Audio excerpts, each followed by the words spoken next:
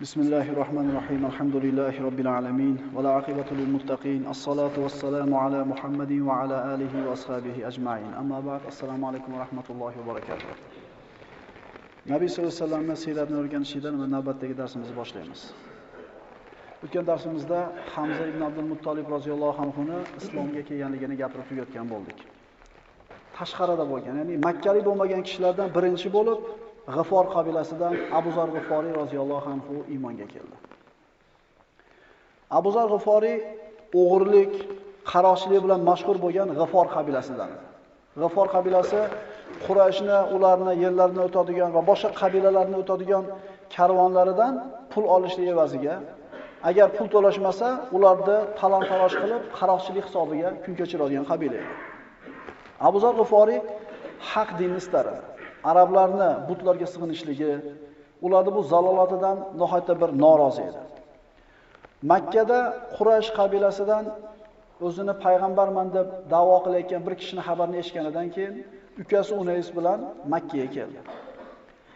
Makkaning tashqarisida to'xtab, o'zi qoldi, ukasi Unaysni borib xabar olib keldi. Qani ko'rchi, qanaqa odam, nima deyapti? Unays Makkaga kirdi. Qurayshni Muhammadning dini haqida gaplashishga qattiq bir manqib bo'lganligidan bexabar Unays kirdida Muhammad alayhisalom haqida, u zot sollallohu alayhi vasallamning dini haqida so'raganida Quraysh uni qattiq kaltayladi. Kaltaylangan holatda hech qanday bir ma'lumot olmasdan akasining oldiga qaytib bordi. Abu Zar o'zi borishga qaror qildi. Unays akasini oyoqlantirib, borib to'g'ri kelgan odamdan so'rab yurmagin.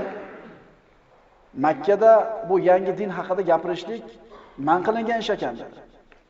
Abu Zar G'aforiy Makkaga keldi. Ka'batullohning oldida o'tirdi. Hech kimga dardini, maqsadini aytishlikka jur'at qilmadi.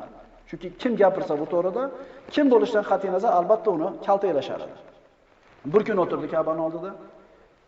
2 kun o'tirdi, 3 kun o'tirdi, hech kimga gapirishlikka botin olmay o'tiraverdi. Ovqat tugagandan keyin Zamzam suvi bilan kun kechirdi. Nabiy sollallohu alayhi vasallam aytganlaridek, Zamzam bemor odamga agar shifo niyatida ichsa dori bo'ladi, och qolganga taom bo'ladi, chanqaganga suv bo'ladi deganlar. Ana shu 3 kungacha Zamzam suvini ichib o'tiraverdi.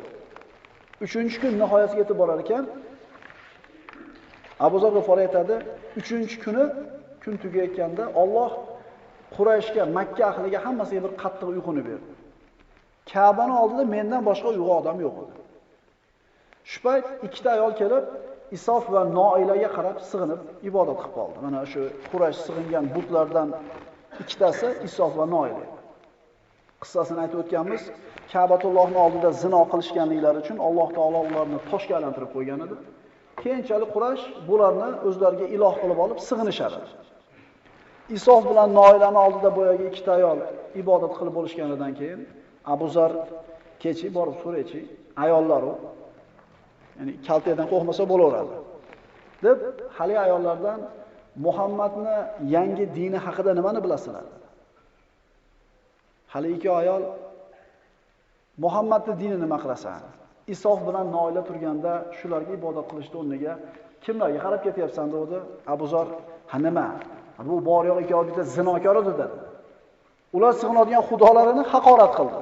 Shunda hali ikki ayol baqirib bir dodvoy solib ularni olihasini so'kayotgan kishini ta'zim bersin deb odamlarni to'plamoqchi bo'ldi, lekin hech kim yo'q edi. Ka'baning oldidan tashqariga chiqib baqirishuvdi, 2 kishi kelayotgan edi. Hali 2 kishi bu ayollardan nima baqiryapsizlar sizlar dedi. Ha, ana u yerda bir kishi olihalarni so'kayapti dedi. Har ikki kishi xursand bo'lib ketishdi. Zo'r odam ekan bu. Bu kishi Muhammad alayhisalom bilan Abu Bakr Siddiq roziyallohu anhu edi. Nabiy sollallohu alayhi vasallamni ko'rganidan keyin nima maqsadda kelganligini aytdi. Nabiy sollallohu alayhi vasallam uni islomga da'vat qildi, islomni qabul qildi. Hamda Abu Zar G'aforiy din o'rganishligi uchun payg'ambarimiz oldida qolishlikka izn so'radi. Payg'ambarimiz agar meni oldimda bo'lsa, sizga aziyat berishadi. Abu Zar din o'rganmasam bo'lmaydi, menga o'rgating ilmni deb turganida, undagi ilmga bo'lgan, dinga bo'lgan rag'batini ko'rib payg'ambarimiz mayli, ertaga tong otganda meni eshigim oldimda turing. Meni eshigim oldida turing. Men uyimdan chiqib ketar ekanman, orqarog'ida ketib boring. Arqomni hovlisiga kiraman, ozgina vaqtdan keyin kiring dedi. Haqiqatan bittasi kuni payg'ambarimiz orqasidan erchib Arqom ibn Abil Arqomning hovlisiga kirdi, 15 kun shu yerda ilm o'rgandi. Bir mulohaza qilish kerak. Birinchi kun keldi, yo'q. Bo'pti, endi ketavermadi. Ikkinchi kun ham ketib qolavermadi. Uchinchi kun sabr qilib o'tirib, o'ziga bog'liq bo'lgan sababni qilib o'tiruvdi. Alloh taolo natijani qanday berdi? Payg'ambar sollallohu alayhi vasallam o'zi keldilar. Shuning uchun bir marta, ikki marta bir narsa harakatini qilib, kallamizga hali sura kirmasa yoki bir o'qishligimiz qiyin bo'lsa, tashlab olmaslik kerak. Sababini qilib o'raylik-da. Biz bilmagan tomondan Alloh taolo bizning mushkulimizni oson qilib qo'yadi. Ikkinchidan, Abu Zar G'iforiy roziyallohu anhu payg'ambarimiz oldida 15 kun o'tirib ilm o'rgandi. Payg'ambarimiz sollallohu alayhi vasallam qodir edi. Bitta duo qilib turib Abu Zarni ilmli qilib qo'yishlikka. Nabiy sollallohu alayhi vasallam agar qo'lini ochib Parvardigoro Abu Zarni olim qilgin deb duo qilsa, olim bo'ladi. Keyin bizga, keyingi ummatlarga bahona bo'ladi. Ha, ilm o'qi desa, sahobalar hammasi ilmli bo'lgan desa, ularga oson bo'lganda. Payg'ambar sollallohu alayhi vasallam bitta duo bilan ilmli qilib qo'ygan. Demasligimiz uchun Abu Zar 15 kun turib ilm o'rgandi. Sahobalar ilmsiz bo'lgan, da'vat qilish uchun ilm shart emas desak, juda qattiq adashgan bo'lamiz. Albatta ilm bo'lishligi shart. Ilmsiz da'vat qilib bo'lmaydi.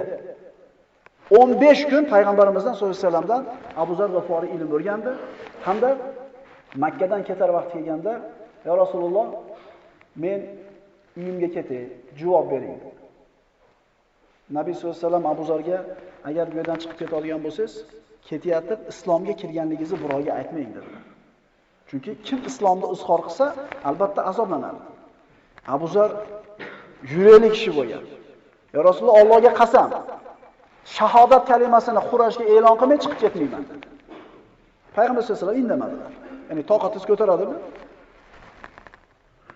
Quraysh jamlanib turganda Ka'baning oldiga bordida, baland ovozi bilan "Ashhadu an la ilaha illalloh va ashhadu anna Muhammad rasululloh" dedi. Quraysh bir pasda jamlanib ustiga tashlanib, tepkilab urib ketishdi. Shunda Abbos ibn Abdul Muttolib Abu Zarni tanib qoldida, shunday quchoqlab odamlardan nari qolib o'tib ketdi. Ey Quraysh, esinglaringlar, kimligini bilasizlarmi buni? Bu G'iforddan bu. Karvonlaringizning omonligini o'ylasalar, tegmanglar bunga dedi. Ya'ni agar Abu Zarni urib qo'ysa, o'ldirib qo'ysa, G'iforddan karvon o'ta olmay qoladi. Shu bois Quraysh urushlikdan to'xtadi, Abu Zar yurtiga qaytib ketdi. Payg'ambarimiz sollallohu alayhi vasallam Madinaga hijrat qilganidan keyin Abu Zar G'iforiy mana shu voqeadan 15 yilgacha qavmini borib da'vat qildi. 15 yil da'vat qildi. Payg'ambarimiz Madinada turgan paytida G'ifor qabilasini teng yarmini musulmon bo'lgan holatda Nabiy sollallohu alayhi vasallam oldiga kelib bordi. Ilm o'rgandi, inay da'vat qildi. Rasululloh sollallohu alayhi vasallam da'vat etishda davom etdilar. Quraysh bir necha marta payg'ambarimiz bilan bahs xivor qildi, natija bermadi. Keyin yana to'planishdi. Kelinglar, Muhammad bilan bir bahs qilaylik. Payg'ambar sollallohu alayhi vasallamni chaqirishdi, Nabiy sollallohu alayhi vasallam rozi bo'ldilar. Quraysh jamlanib payg'ambar sollallohu alayhi vasallamga aytdiki, "Ey Muhammad, sen o'zingni Allohning rasuliman deysan. Lekin bizga birorta mo'jiza keltirmading. Haqiqiy payg'ambar bo'lsang, mo'jiza keltirishing kerak, avvalgi payg'ambarlarga o'xshab." Payg'ambarimiz sollallohu alayhi vasallam, "Men sizlarga Allohning kalomini olib keldim" deganlarida ular yo'q. Bu narsa bizga kerak emas. Senga iymon keltirishimizni xohlasang, bizga yerdan buloqlarni chiqarib ber. Bizning yerlarimizda suv yo'q, jazirada suv serob bo'lsin, bog'roqlar ko'paysin, biz ham boy bo'laylik. Bir narsa ko'rsat, seni payg'ambarligingga ishonishimiz uchun. Nabiy sollallohu alayhi vasallam, bu ish Alloh taoloning qo'lida. Muhammad, sen biz aytgan narsani qila olmayapsan. Xo'p, senga iymon keltirishimizni xohlasang, bizni bobolarimizni o'limdan qaytar hayotga. O'liklarni tiriltirib ber. Ularning ichida Husoy ibn Kilab bo'lsin. Bu bizning shubhasiz eng katta sayyidimiz.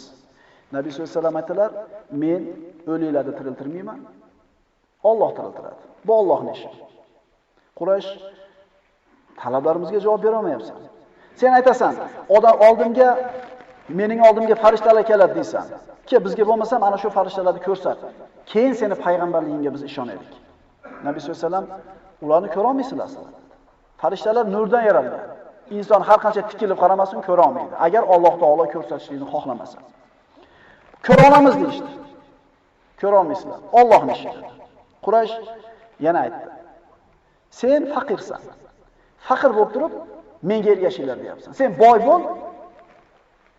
Duo qil Allohga, boy qilsin seni, seni orqangdan erishishlikka, keyin sen haqli bo'lasan. Shunda Nabiy sollallohu alayhi vasallam Allohning ishi boylik bilan bo'lmaydi. Iymon bilan, taqvo bilan. Bu johilona o'lchov. Pullimi? Demak Alloh yaxshi ko'ribdi. Pulsizmi? Demak Alloh yomon ko'ribdi. Payg'ambar sollallohu alayhi vasallam aytayaptilarki, Allohni bandaga bo'lgan rahmati iymon bo'ladi, taqvo bo'ladi. U pulini qancha bo'lishligi farqi yo'q. Johilona o'lchov. Sen bor bo'lsang, erchiydiga oqildan deyapti. Pulli bo'lsa, ergashsa bo'ladi orqasidan. Kambag'al bo'lsa, hojati yo'q. Nabiy sollallohu alayhi vasallam aytganlar: "La tanzur ala man qala, fanzur ala ma qala." Kim gapirayotganiga qaramanglar degan Nabiy sollallohu alayhi vasallam. Nima deyotganiga qaranglar. Ehtimol kambag'aldir, ehtimol yoshdir, haqni gapirayotgandir. Ehtimol kattadir, boydir yoki qandaydir mansabdordir, noto'g'ri gapni gapirayotgandir. Sen bizlarni ey Muhammad azob bilan qo'rqitasanmi? O'zing aytgandek ustimizga balo keltirmaysanmi? Osmonni parcha-parcha qilib boshimizga yog'dirmaysanmi? Nabiy sollallohu alayhi vasallam bu Allohning ishi deb javob berdilar. Shunda Quraysh Allohga qasam, sen kazzobsan. Bizlarga biror narsa keltira olmading. Senga bu so'zlaringni Yamomalik Rahmon ismli bir odam o'rgatyapti.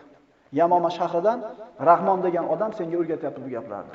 Ar-Rahmon ismini Allohning ismidan deb bilishmasin. So'ngra bu bahs ularning nazarida hech qanday natija bilan tugamaganidan keyin Qurayshning orasidan Abdulloh ibn Umayya ibn Mughira turib, "Ey Muhammad, sen biz aytgan narsani bittasini ham keltira olmading. Bizni talabimizni keltirishga ojiz bo'lding. Endi sen osmon havoga ko'tarin. Osmonga uchib bitta kitobni ko'tarib kelib, qo'limga qo'ymaguningcha iymon keltirmayman. Agar shuni qilsang ham sehrgarsan" deyman. Ular Allohni va farishtalarni ko'rsatmaguningcha senga hargiz iymon keltirmaymiz deydi. Shunda Payg'ambar sollallohu alayhi vasallam sukut qilishlikdan boshqa javobni bermadilar. Shunda oyatlar nozil bo'ldi. Mana hozir o'qiymiz, mufassirlar bergan sharhni eshitamiz. Ungacha kallamizga bir mulohaza keladi, nima bo'ladi? Shuncha deb qo'ysak bittasi. Hech bo'lmasa bittasi. Astagfirullah va qalu lan nu'mina laka hatta tafjura lana min al-ardi yanbu'a aw takuna laka janna min nakhilin wa 'inabin fatufajjira al-anhara khilalaha tafjira aw tusqita as-samaa'a kama za'amta 'alayna kisafa aw ta'tiya billahi wal malaikati qabila aw yakuna laka baytun min zukhruf aw tarqa fi as-samaa ولن نؤمن لرقيك حتى تنزل علينا كتابا نقرأه قل سبحان ربي هل كنت إلا بشرا رسولا فدedilar toki bizlar uchun mana shu yerni yorib bir chashma chiqarib bermasang biz senga hargiz iymon keltirmaymiz.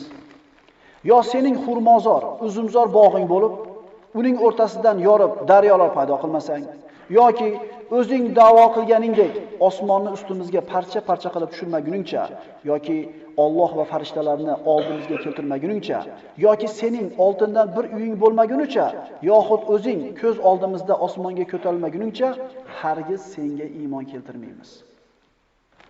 Toki bizlarga o'qiydigan bir kitob tushirmas ekansan, bu osmonga ko'tarilishingga ham hargiz ishonmaymiz. Ayting, ey Muhammad alayhisalom, ey pok Parvardigorim, men faqat elchi payg'ambar bo'lgan bir odam edim-ku. Men qo'limdan kelmaydi bu narsa. Alloh taolo keyingi oyatda nima dedi? Alam yaraw kam ahlakna min qablihim min qarn. Ulardan ilgari necha asrlarni, zamonlarni halok qilganimizni ko'rmadilarmi? Ularga, ya'ni o'sha asrlarda yashagan odamlarga yerda sizlarga bermagan joylarni bergan, ustlaridan samoni, ya'ni yomg'irni serob qilib yuborgan, ostlaridan daryolarni oqizib qo'ygan edik. Ya'ni sizlar so'rayotgan narsalarni avvalgi ummatlarga berganmiz. Bas gunohlari sababli o'shalarni ham halok qildik va ulardan so'ng yana boshqa asrlarni paydo qildik. Senlar so'rayotgan narsalarni avvalgi ummatlar ham so'ragan, berganmiz, lekin iymon keltirmagan, halok qildik ularni. Ey Muhammad, agar sizga qog'ozga yozilgan bir maktub tushirsak va uni qo'llari bilan ushlab ko'rsalar ham kofir bo'lgan kimsalar aytadiki, bu ochiq sehrdan boshqa narsa emas degan bo'ladilar. Unga ya'ni Muhammadga payg'ambarligini tasdiq etadigan biron farishta tushsa edi dedilar. Agar farishta tushirsak, ish tugatilgan bo'lar edi. So'ngra ularga qarab turilmas edi. Ya'ni payg'ambar qilib odamni emas, farishtani tushirganimizda farishtani ko'rib turib ham kofir bo'lsa, qirilib ketishligi aniq bo'lar edi. Agar uning payg'ambarning o'zini farishta qilsak ham, uni kishi qilgan va ularga noaniq holda turgan narsani yana xiralashtirgan bo'lar edik. Agar uni payg'ambarni o'zini farishta qilsak ham, uni kishi qilgan va ularga noaniq holda turgan narsani yana xiralashtirgan bo'lar edik. Payg'ambar odam bo'ladi. Payg'ambar farishta bo'lish kerak deydi. Agar bu payg'ambar farishta bo'lganida uni ishonardik dedi. Agar Alloh taolo farishtani tushirsa, odamlar ko'ra olmas edi. Endi odamlar ko'rishligi uchun u farishtani ham odam qilishlik kerak edi. O'zlari ko'rib, anglolmay turgan farishtani odam suratiga kirgizib qo'ysa, yana ularga noaniq bo'lib qoladi. Shuning uchun payg'ambar insondan bo'lgan, farishtalardan emas. Nima uchun Nabiy sallallohu alayhi vasallam ularning talablariga javob bermadilar? Nima uchun mo'jizalar kelmadi? Avvalgi payg'ambarlar mo'jiza keltirmaganmi? Musa alayhissalom Banu Isroilni o'ziga, Misrni o'zida 9 ta mo'jizani keltirmadimi? Har bitta kelgan mo'jiza keyingi mo'jizadan kattaroq bo'ldi. Iymon keltirdi Banu Isroil. Dengizni yorib o'tdi. Iymon keltirdimi Banu Isroil? Tog' titrab 40 tasini o'ldirib, yana Alloh taolo qaytadan tiriltirib berdi. Iymon keltirdi Banu Isroil. Nechta mo'jiza kerak edi? Avvalgi ummatlarni mo'jiza talab qilishligi iymon keltirishlik uchun emas, talash tortishlik uchun o'jarlikdan boshqa narsa emas. Qavm mo'jizani o'zlari xohlagandek talab qilib, shunda ham iymon keltirmasa, qoida shuki, qavm yoppasiga halok bo'ladi.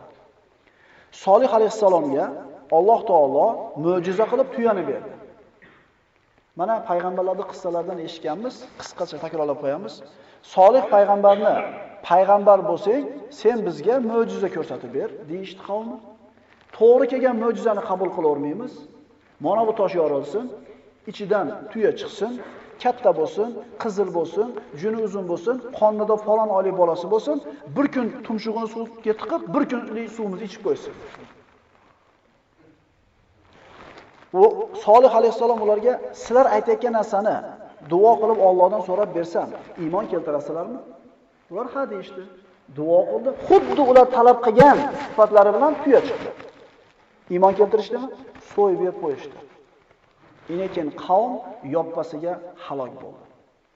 Payg'ambarimiz sollallohu alayhi vasallamga Quraysh qo'yayotgan talablarni berilsa, shunda iymon keltirmaydigan bo'lsa, Makka yo'q bo'ladi.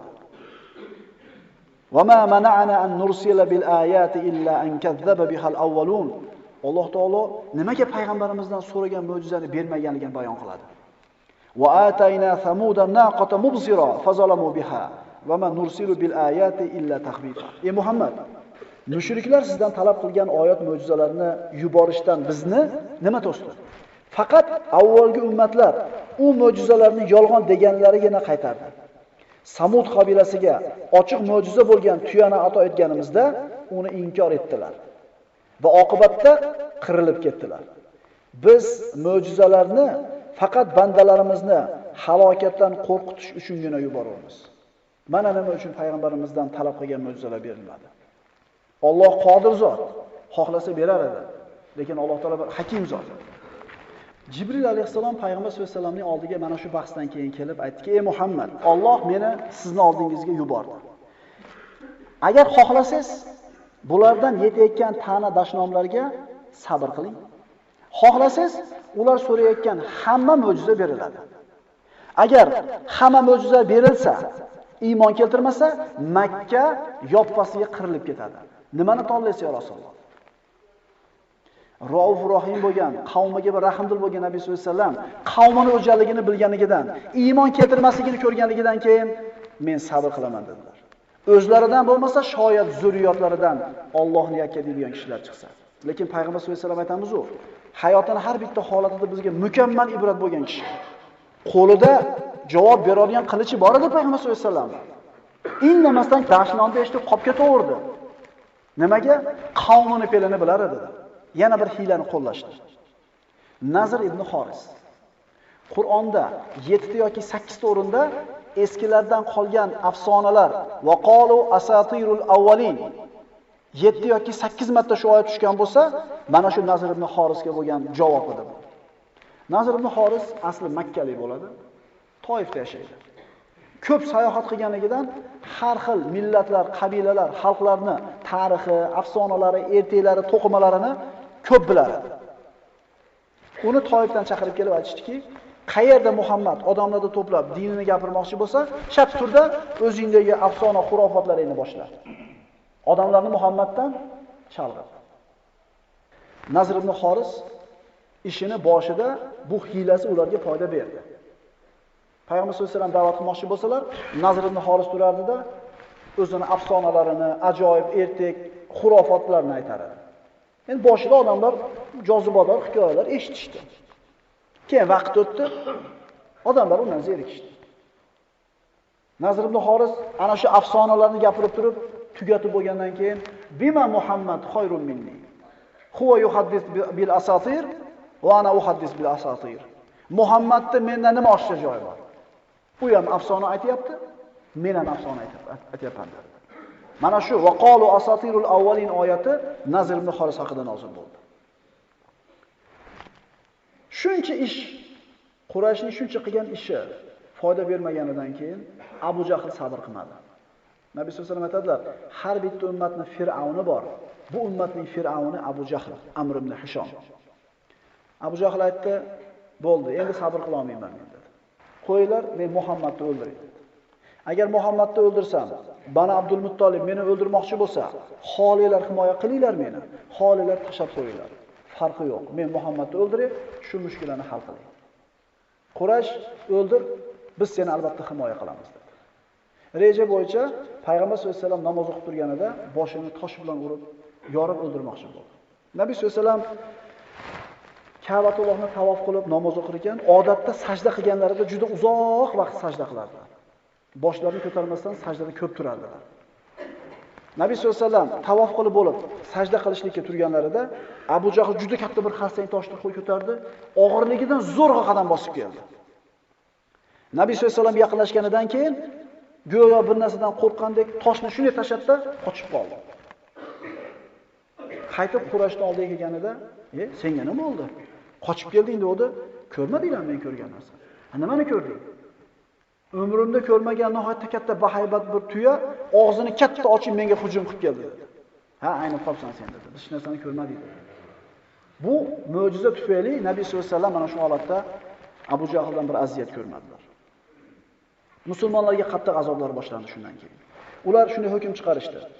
Muhammaddan tashqaridan kelgan odamlarni hammasini man qilamiz, gaplashtirmaymiz. Hamda iymon keltirganlarni azoblaymiz. Agar bir qul iymon kelgan bo'lsa, bu qulni azoblash o'zini sayyidining ishi bo'lsin. Agar hur odam iymon kelgan bo'lsa, qavmi azoblasin. Azoblanganlardan Bilol ibn Raboh roziyallohu anhu. Bilol Makkada ulg'aygan edi, qul edi. Bani Abduddor o'g'lidan bo'lgan Umayya ibn Halafning quli edi. Iymonga kelganini bilganidan keyin Umayya Bilolni azobladi.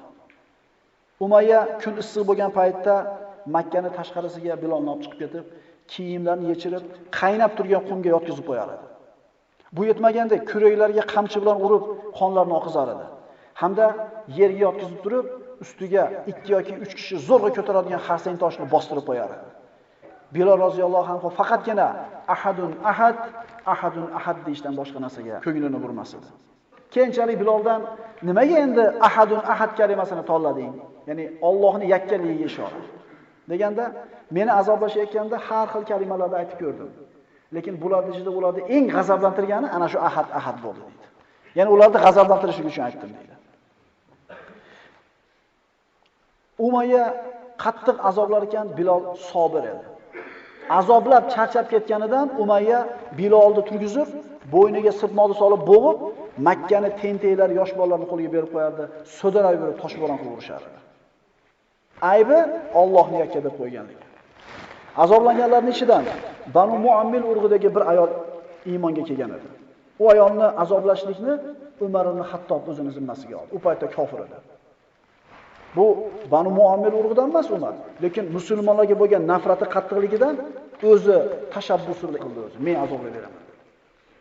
Shunday bir qattiq azoblardiki, ayol faqat sabr qiladi.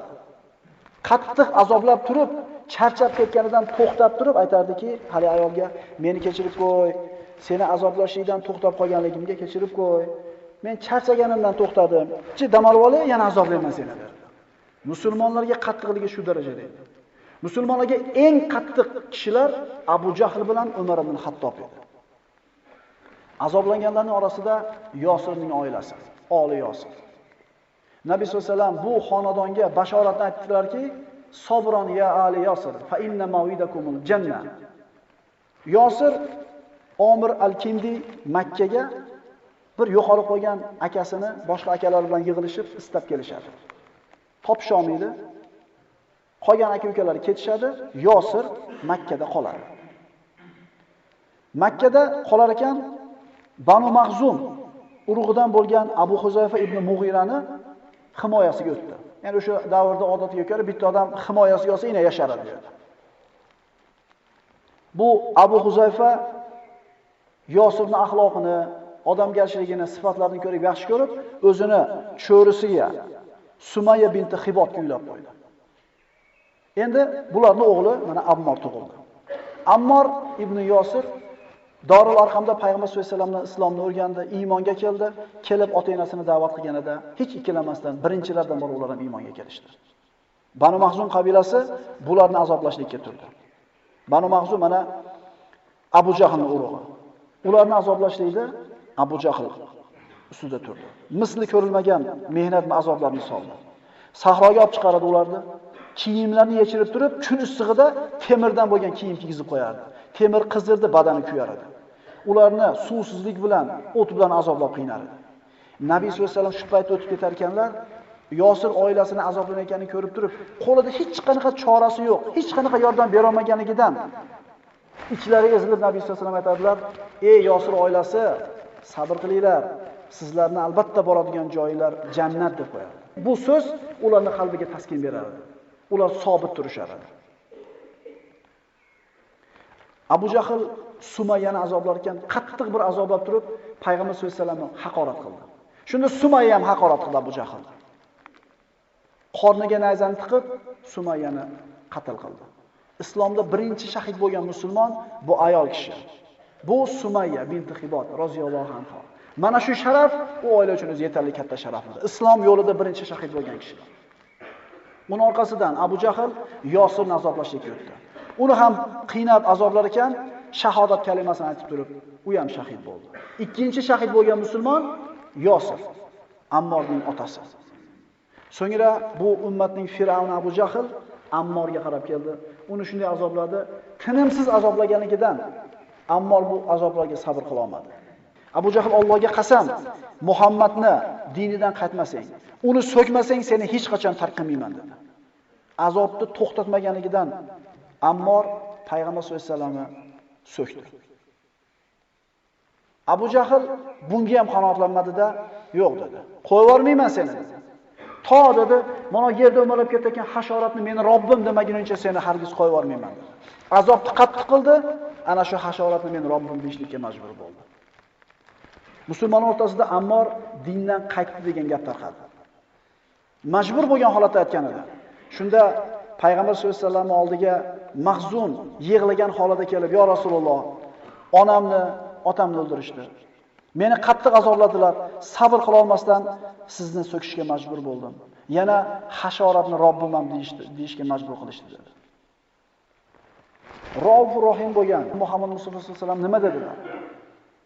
Bor. Chidamabsan-da. Bor, meni oldimdan anaqa dedimi? Bizda bo'ladi-yu, bitta xato qilib qo'ysa bo'ldi bu fosiq. Keltin bela cho'raga. Bu munofiq. Bu bilan gaplashmaydi. Bitta xato qilib qo'ysa biz nima qilib tashlaymiz? Bu siyratni o'rganishdan maqsad akalar. Ha, shuna bo'lgan ekan emas.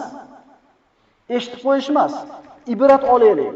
Xotib ibn Abi Balta roziyallohu anhu payg'ambarimiz Makka ni fath qilgani ketayotganda payg'ambarimiz maxfiy qilib hech kimga aytmagan ro'yxatga ketayotganligini, faqat yaqin sahobalarga aytgan edi. Xotib payg'ambarimizning sirini sotib qo'yadi. Makkaliklarga xat yozadi. Payg'ambar sollallohu alayhi vasallam Makka fathiga ketayotganlarida Quraysh bexabar qolsin to'satdan boraylik, urush bo'lmasin degan maqsadda bildirmagan edi birovga. Lekin Xotib sotib qo'ydi shu sirini. Kechirdim payg'ambarimiz. Sababini so'radi. Nimaga bunday qildingiz dedi, ya Rasululloh, munofiq bo'lganim yo'q. Makkada sizlarda bola-chaqalar qolgan bo'lsa, mol-mulklar, qarindoshlar ham qolgan, qarab turishadi. Men Makkaga kelgan odamman. Meni xotin bola-chaqam qolgan. Shu xatni yozib olsam, bola-chaqamga jinni bir yaxshi muomala qilarmikin degan maqsadda yozuvdim. Uzri bor. Men munofiq bo'lmadim dedi. Shunda Payg'ambar sollallohu alayhi vasallam afv qilganlar. Ammor ibn Yosir kufr kalimasini aytayapti. Payg'ambarimizni haqorat qilyapti. Dindan qochishlikka majbur qilishganda aytdi shu narsani. Nabiy sollallohu alayhi vasallam nima dedilar? Ey Ammor, qalbing nima deydi? Ammor, qalbim faqat iymon bilan orom oladi deb javob berdi. Nabiy sollallohu alayhi vasallam aytdilar: "Ey Ammor, agar ular yana seni azoblab, shu kalimani aytishlikka majbur qilib meni so'k desa, yana bir marta so'kib qo'yaver" dedi. Chunki majbur qilib aytilingan so'z u kishini hargiz iymondan chiqarib qo'ymadi. Senga necha marta majburlab kufr kalimasini ayttirsalar ham hargiz iymondan ajrab qolmagaysan. Alloh taolodan oyatlar nozil bo'ldi. Astagfirullah, man kafara billahi min ba'di imani illa man ukriha wa qalbuhu mutma'innun bil iman, walakin man sharaha bil kufri sadra fa alayhim ghadabun min Allohi wa lahum azabun azim. Kim Allohga iymon keltirganidan keyin yana qaytib kofir bo'lsa, Allohning g'azabiga duchor bo'ladi. Lekin kim qalbi iymon bilan orom olgan holida kufr kalimasini aytishga majbur qilinsa, uning iymoniga ziyon yetmas. Ammo kimning ko'ngli kufr bilan, ya'ni dindan chiqib kofir bo'lish bilan yoziladigan bo'lsa, bas unday kishilarga Alloh tomonidan g'azab va ulug' azob bor. Aqulu qawli hada va astagfirulloh li va lakum. Assalomu alaykum va rahmatullohi va barakatuh.